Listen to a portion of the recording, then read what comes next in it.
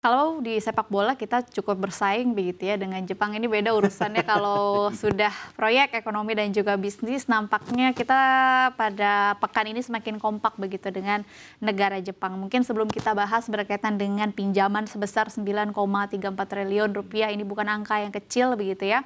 Dan juga sudah disebutkan sebenarnya untuk proyek apa saja, tapi pertanyaan kita lebih fundamental dulu. Sebenarnya seberapa besar keakraban kita secara hubungan multilateral dengan negara Jepang pada saat ini di Indonesia, terutama kalau kita tahu salah satunya adalah proyek berkepanjangan otomotif. Ini kita nampaknya masih belum bisa lepas begitu ya dari Jepang, yaitu lewat salah satu brand yang selalu menjadi top of mind di Indonesia. Tapi hubungan kita sebenarnya dengan Jepang seperti apa sih, Mbak Sefty?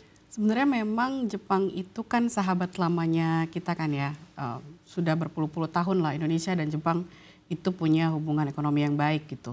Tapi memang data BPS 4 tahun terakhir dari tahun 2020, 2021, 2022 sampai 2023 itu memang ada penurunan lah investasi Jepang ke Indonesia. Investasi yang banyak itu pertama dari Singapura, lalu setelah Singapura China, setelah itu Hong Kong, US, baru Jepang gitu. Sebenarnya kita kemarin tuh sempat ketemu dengan press secretary-nya Jepang untuk berbicara sebelum the PM Prime Minister Shigeru Ishiba datang ke Indonesia. Nah, di sana dikatakan kalau nggak ada masalah sebenarnya, itu sebenarnya karena COVID katanya. Terus yang kedua juga kenapa, kok saya juga bertanya seolah kenapa banyak yang ke Vietnam sih, Jepang berapa tahun belakangan, kenapa nggak ke Indonesia? Oh, dia sama Vietnam kayak kita lagi ini banget ya, bersaing banget ya. gitu. Kata mereka itu karena relokasi, karena China plus one aja, karena efek dari perang dagang Trump. Cuma dibanding itulah kalau saya melihatnya, mungkin kalau kita lihat pemerintahan SBY kan agak ke Korea ya sebenarnya ya. Kalau pemerintahan Jokowi itu agak ke China. Mungkin ini momen bagi Jepang untuk setidaknya merangkul kita kembali sepertinya ya. Untuk biar tidak terlalu jauh gitu sih. Selain karena memang kan ada juga dua hal penting yang mereka bicarakan. Yang pertama soal security terkait maritim, lalu yang kedua terkait ekonomi, salah satunya makan bergizi gratis. Oke, nanti kita akan ulas begitu ya, tadi proyek-proyek apa sih yang akan dibahas, yang akan menjadi kerjasama utama antara pemerintahan Indonesia dengan Jepang.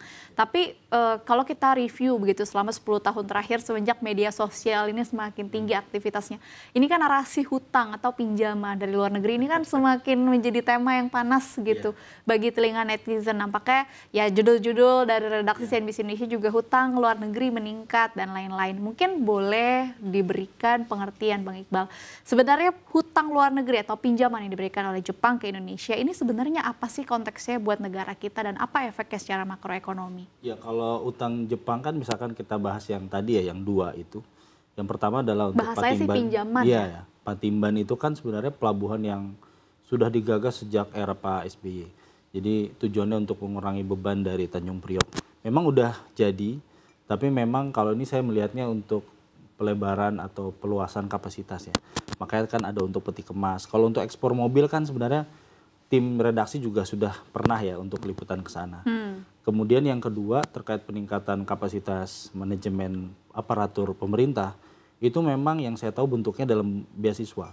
Jadi beasiswa atau pelatihan mungkin kepada ASN untuk di pusat dan daerah. Jadi sebenarnya kalau khasnya investasi Jepang yang saya tahu ya, itu pasti disertai peningkatan kapasitas SDM. Itu dari beberapa proyek pasti seperti itu. Oke.